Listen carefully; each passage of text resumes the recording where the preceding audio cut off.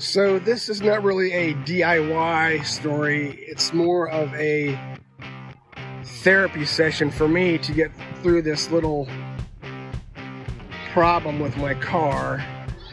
It is a 2001 BMW 325i. It has about 190,000 miles on it. The car's in good shape. I've kept it in good shape. I still get all kinds of thumbs ups and all that type when it's clean, when I'm going down the road, and really it's not a bad car. Here's a shot of the interior. Definitely not perfect, but not horrible. And the car has some life left in it, I know. And I've done a bunch of stuff to it myself and kept it going.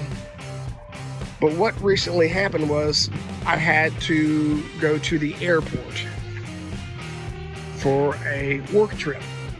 I stopped at the subway right by the airport to get something to eat, came outside, and lo and behold, the car wouldn't start.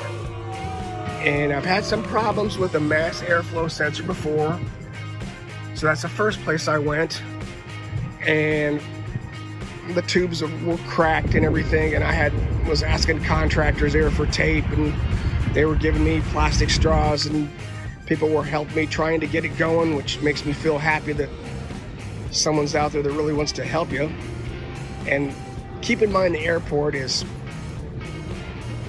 like a half mile away. I can see it from where I'm standing, but I'm in jeopardy of losing this flight.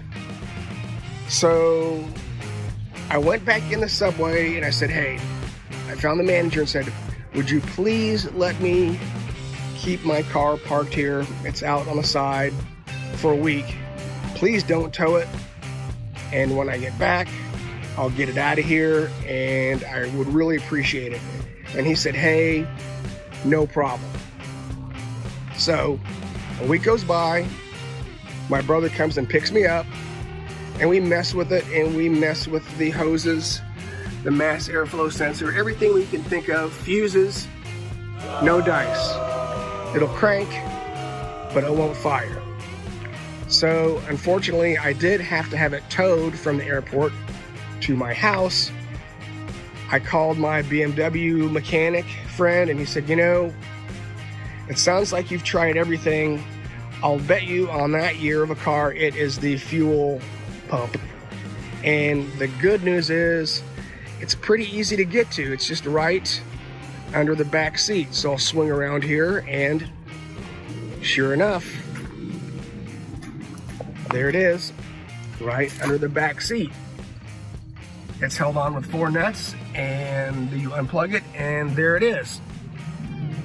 And he said, you know, take your voltmeter, check it, the plug, and if you have power to the plug and you don't have the pump doesn't work, then probably it's a bad pump. The only tough thing is that you would have to tow it in for us to fix it. So I thought, well, I got it out, so I'd like to try to put it back in. So what I'm doing right now is I'm waiting for my new fuel pump, and I'm optimistic, and I want to thank YouTube because they were a great reference for helping me really just find how to take this thing out and put it back in. And pretty soon there should be a happy ending to the story, I hope. But I will definitely keep you posted. Thank you for listening. If you're having a bad day, maybe this will make your day feel better, because it's tough when you're, you know, trying to make a flight. You come running in and covered in grease, and the airport lady looks at you like, what have you been doing? So there's more to the story. It gets better. Let's call this BMW Blues Part 1.1. Let me get you up to speed. I was able to get the new fuel pump in the car installed. No problem. Car runs great. But I noticed on the dash, when I filled the car up with gas, that the gas gauge only went up to about halfway. So I think this float is boogered up or hung up, or I bent it or something on the new one. Again, this is the old pump. And unfortunately, I'm gonna have to take the other one out, get a replacement, and do a better job of putting it in. But the car does run. And in the meantime, I also replaced the mass airflow sensor. It's pretty banged up, really. There's supposed to be another grill that goes across here to keep the big debris out, but it was smashed, so probably long overdue. But the good news is the car does run. As long as I don't run it out of gas, I just do need to wait on the new part, and I'm patient. It should be here real soon.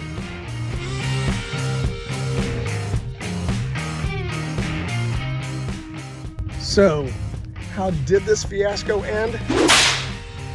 Well, first, if you could hit the subscribe button and help me out, that would be great. I did finally get the new fuel pump, and the car was running fine, and then it started stalling again and tripping the service engine light. So I pulled out the new mass airflow sensor that I bought, put in the old one, and that did the trick. So that's where the story ends. And I'm pretty sure that I saved a few bucks, but I had to be patient.